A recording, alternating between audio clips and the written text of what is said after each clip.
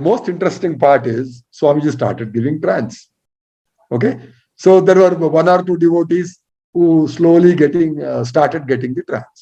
I'm trying to convey to you the importance of bhajans and the relationship between bhajan and trance in Swamiji's mission. Sir, why the trance will happen only at the time of bhajans? The most of trance will comes only at the time of bhajan. Why it will not happen in sometime it may happen, but most of trance will happen in only bhajan times. Manjunath, you experience trance, I don't. So you should be able to answer this question, not me, okay? No, regarding So this please tell Swamiji, us why. something no, just say any Swami Okay. just told regarding this why like that. I'll tell you. I'll tell you, okay? Now, I have seen you in trance even when there is no bhajan, okay? Even when the other people are doing the meditation and you also do the meditation in the hall at JP Nagar Ashram, suddenly you go into trance. You come to the Tambre's house, there also, even if there is no bhajan, sometimes you go into trance, okay? So it's not that trance cannot happen without bhajans, okay? I have seen it happen. But you listen to this, okay? On my trips to the USA, the people there, I don't know how they came to know about trance. I mean, in those days, there were no videos, right? Or did they watch some videos, Swamiji? I don't know. Okay, but somehow they came to know about trance. They learned that in Swamiji's programs, there is trance, or Swamiji gives trance. That's what they learned. Okay, and then they used to keep asking Swamiji, will you give trance in the USA? Will you give trance in America? Will you give trance in the West? Or is it limited only to India? Is it special to India only? Swami said, no, there's nothing like that. You do good bhajans, you will get trance here also. Okay, now that triggered them. That encouraged them a lot. Okay, so if we do good bhajans, then we will have trance, right? So what is good bhajans? Then they would discuss that. They would understand that.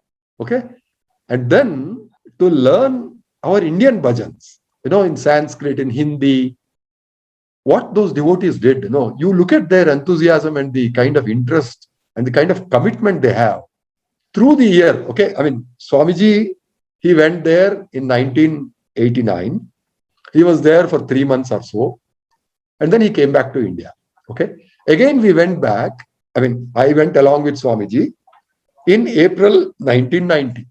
Okay, and in Portland and Seattle, I mean, we had been to a lot of cities. Okay, in Los Angeles we had good bhajans because there was a bhajan troupe which was dedicated to Neem Karoli Baba, who is also a yogi. So he had a lot of devotees in the US.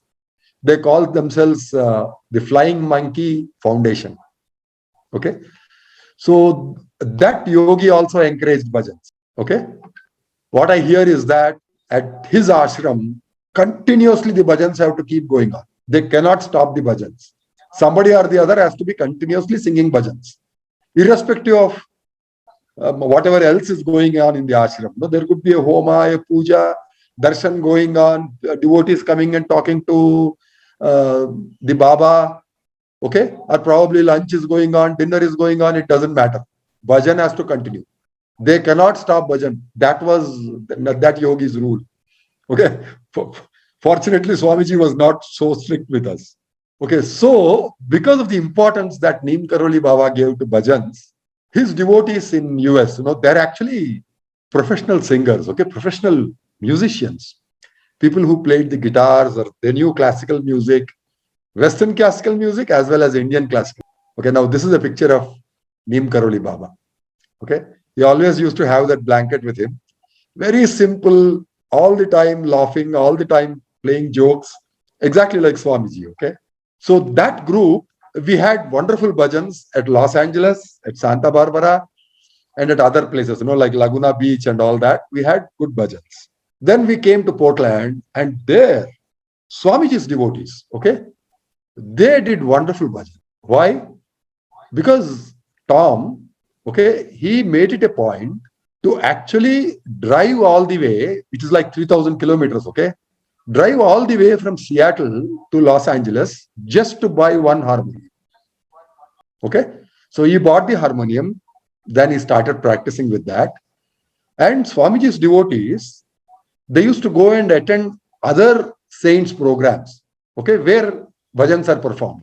It could be a Satya Sai Baba group, or it could be other groups, where they perform bhajans. So these devotees of Swamiji, they would go there, sit along with them, learn the lyrics, learn the singing, and then come back and practice on their own. Okay, so by doing this, by the time I went there are at least 3, 4 people, they could do wonderful bhajans. Okay, and they could accompany me. So I joined them and we had real good bhajans in 1990 itself. And the most interesting part is Swamiji started giving trance. Okay, so there were 1 or 2 devotees who slowly started getting the trance. Of course, later on, that is 91, then 92, 93, 94, a lot of people started getting trance. Okay, real intense trance. Okay, why did I start all of this? What am I trying to convey? I'm trying to convey to you the importance of bhajans and the relationship between bhajan and trance in Swamiji's mission. So it is not that trance will happen only when there are bhajans. No, that is not true at all. I have seen trance happening without bhajans also. But Swamiji, in front of me, he told the American devotees, if you have good bhajans, you will get trance. Okay, and that's what happened. Sir, now you understand, sir, Manjunath? Bhajan. Thank you, sir. Thank you. It is not that trance will not happen on bhajan, without the bhajans, okay? I have seen a lot of devotees experiencing trance even when there were no bhajans being performed. Okay? But I heard, I had to actually translate, right? When Swamiji told the devotees in the US that if you do good bhajans, you will get trance. Okay? Swamiji himself said this. Okay? Now to answer Manjunath's question, it's not that trance doesn't happen. Trance is there. But it's not very obvious, okay? It's not very apparent. It's in a very subtle way, Manjunath is in trance, so he is just sitting there quietly. Ansuyakka is in trance, but she is just sitting there quietly, probably shaking a little, moving a little. Okay? But when the bhajans start, and when the bhajans are done with a lot of energy, these gods who are there, they feel so happy, they enjoy that so much that they get up and dance. Okay? So that's the reason you see a lot of trance when the bhajans are going on, when the bhajans are in progress and being done with a good energy. Okay? That's the relationship between bhajan and trance, and that is how important bhajan and trance is to Swamiji's mission. Okay? Now, if you go back into history, again, this is a little bit of a story. See, Swamiji went to Dehradun for the first time in the year 1965. Okay, again, see, this story is to tell you how important bhajan is for Swamiji's mission. Okay. Now, I feel a little sad that, those who are doing programs in the name of Swamiji, they don't encourage bhajan as much. So that's the reason I'm trying to share this story so people understand the importance of bhajan in Swamiji's mission. Okay, so the year was 1965. Swamiji had been to Dehradun on the invitation of an old devotee by the name of Lamba, B.S. Lamba. He came and met Swamiji at Adivarapeta. Okay, then he invited Swamiji to Dehradun. So Swamiji went to Dehradun and then he hosted Swamiji at his house. So Swamiji used to stay there. And every evening he used to give darshan. Okay, so people would come, his friends or his colleagues or people who are known to him or people who learned that Swamiji is there in Dehradun. They will all come and attend the darshan program. Okay, probably there was also a dhyan class, a meditation class. So that used to happen. Now one day what they did was they organized a program at another ashram, Anandamoyi ashram. So Anandamoyi Ma was a devotee of Ramakrishna Paramahamsa. Okay, meaning she had actually had his darshan physically. And she was a devotee of Ramakrishna Paramahamsa. So she had become a saint and she had established an ashram in Dehradun. Okay, so she invited Swamiji to her ashram one evening. Okay, and that is because she recognized that Swamiji was an incarnation of Ramakrishna Paramahamsa. Okay. So Swamiji went there, and that is where the Maharani Kailas Kumar Devi, she had her first darshan of Swamiji, because she was a devotee of Anandamayi Ma. So she used to visit Anandamayi's ashram often, and on that visit, she had darshan of Swamiji. And she was so attracted to Swamiji that she found out that Swamiji was staying in Dehradun at Lamba's house. And from that day onwards, every evening she came to the darshan program. Okay. And it seems after the darshan program was over, she would go to Swamiji every evening and ask him, do pranam to Swamiji and say, Swamiji, please let me know if there is any service that I can do for you. Please give me an opportunity. Please. So Swamiji used to say, no, everything is fine. Everything is okay. There's nothing that I can ask you specifically for, so it's okay. But she kept asking day after day after day. Okay. Swamiji, please let me know if there is something that I can help with. If there is any other way, any way that I can serve you, I can help you. She would ask every evening. Okay. So it seems one evening, Swamiji talked to her. He said, okay, because you are asking me every evening, let me tell you this. Ever since I came here, I have been asking Lamba to organize a bhajan program in the evening sessions. I have told him repeatedly, but he has not taken interest. He has not taken the initiative to organize a bhajan program here in Dehradun. Okay. So if you can do that, please do so. That's all. So that was what was required for the Mataji. Immediately, the next day itself, she found out a group that does bhajan in Dehradun, in the city of Dehradun. Okay. Swamiji was staying about 10-15 kilometers away from Dehradun on the hills. Okay. So she found out a group. Then she would send her own car to fetch those people who would do the bhajans from Dehradun town to Lamba's house. So the people would come in that car, bring their harmonium and dolak, and then they would perform the bhajans at Lamba's house when Swamiji used to come out for darshan. Okay. Now, this is how important bhajan is for Swamiji and Swamiji's mission program. Okay.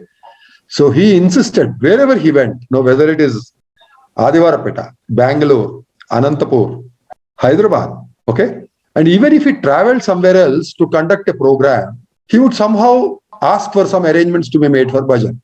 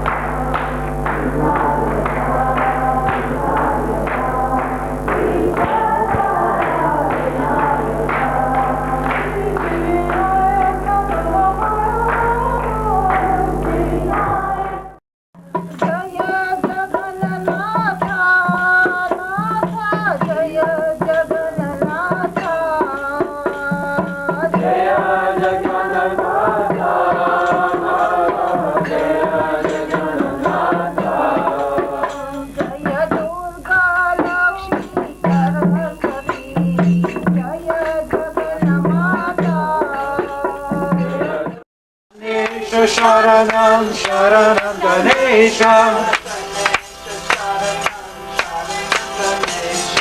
Ganesha Sharanam Sharanam Ganesha